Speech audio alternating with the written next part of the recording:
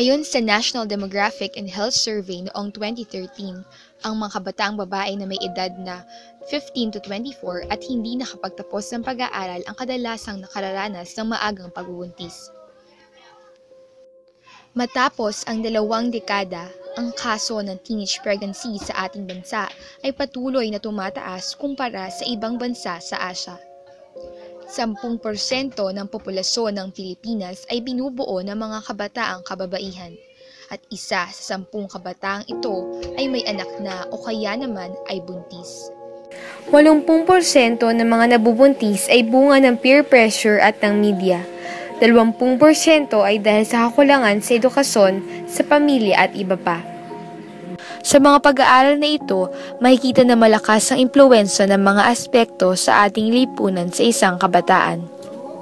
Kaugnay nito ay ang kwentong ating masusubaybayan, sundan at kilalanin ang buhay ng isang kabataang nakiayon at naging biktima ng di mapigilang impluwensya ng lipunan.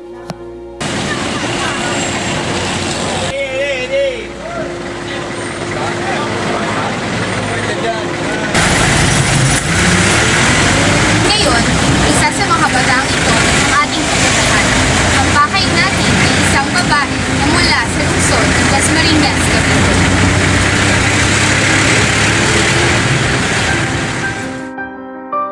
Sa aming paglalakbay, isang tulay ang unang bumungad sa amin. Ilang metro mula rito ay ang lugar na aming pupuntahan.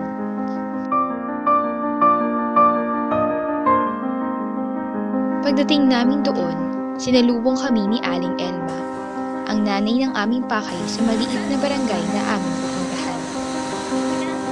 Magiliw kaming sinamahan ni Aling Elma punta sa bahay ng kanyang anak. May mga batang masayang naglalaro, may mga naglalaba, at may mga kalalakihang tila nagdidiwang ng isang selebrasyon. Sila ang tumambad sa aming mga mata sa aming paglalakad. Ngunit, sa kabila ng kasiyahang nakapaligid sa mga bahay rito, ay matatagpuan ang isang babae na nakaranas ng isang malaking pagbabago sa kanyang buhay.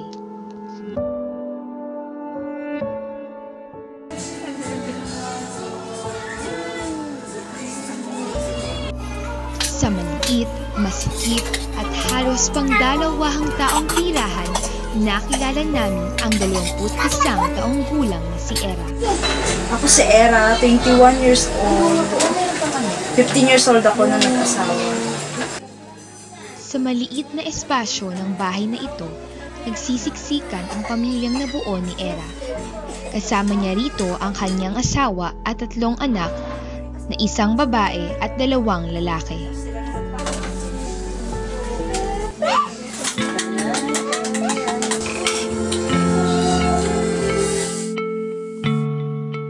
Nasa ika-6 na baitang pa lamang si Era ay mahilig na siyang gumala at sumama sa kanyang mga barkada.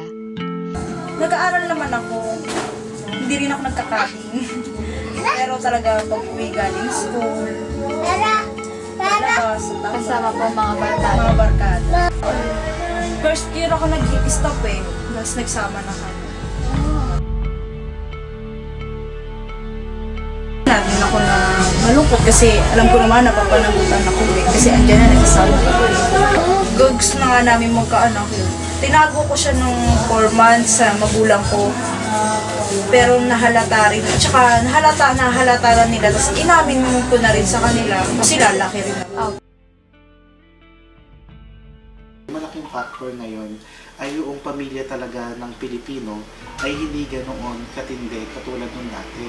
Para ngayon ay dahil maraming broken family o kahit hindi man sila broken ay hindi ganoon katibay, edi yung love ay hindi nila ganoong maramdaman kaya nagkakaroon sila siguro ng tinatawag na rebellion. Kaya ngayon, yung love na yon nakikita nila una sa mga tropa, tapos yung tropang yan nag-introduce na sa alak, sa yosi, sa mga iba't ibang trip. At pagkatapos nun, ayun na, mararamdaman nila yung love sa ibang tao, tama man yan o mali, na hindi nila nararamdaman doon sa kanilang mga pamilya. Gaya ng ibang ina noong una ay nagalit at di pumayag si Aling Elma sa desisyong ginawa ni Era. Ngunit makalipas ng ilang mga araw ay unti-unting natanggap ni Aling Elma ang sitwasyon ni Era.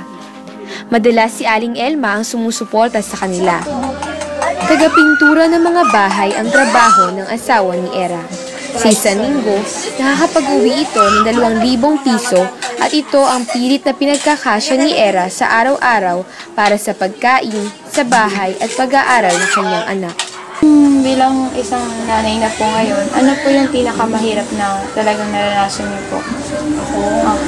Yung mag-alaga ng bata, lalo na pag may sakit yung mga anak ko, yun talaga yung pinakamahirap ng part ko bilang ina, yung mag-alaga sa ng lalo na pag may sakit. Emotionally, nagbibigay ito ng additional na dalahin sa isipan at damdamin ng isang teenager kasi una hindi pa nga siya handa at talagang marami pa siyang dapat na gawin na hindi naman dapat related to sa kanyang pagbubuntis. Pangarap ni Era na maging isang inhinyero, ngunit hindi na niya dahil nga sa kanyang sitwasyon. Dahil sa maagang nagkaanak, isa rin sa pinanghinayangan niya ay ang di siya nakatulong sa kanyang magulang. Siyempre, hindi naman natin maano kasi sa una talaga, sasabihin mo hindi mo pagsisisihan. Pero pag andyan na yung nahihirapan ka na pag nag-aalaga ka ng bata, nagkakasakit ng anak mo, sasabihin mo nagsisisi ka dahil ano. Pero sa umpisa, oo, nagsisisi ako. Pero ngayon, tanggap ko na. Kaya na kasi kumbaga, yun ang pinili ko eh.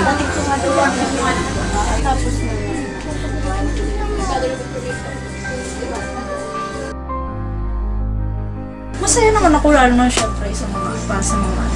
Masaya ako. Kasi ginagabayan din naman po ng asawa niyo po. Kasi suportahan.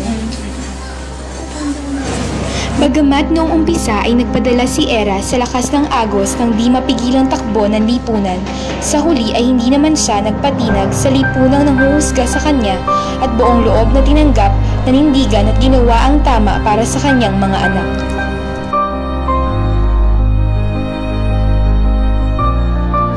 Ako po si Rose Ann Bacos at ito ang Pahina.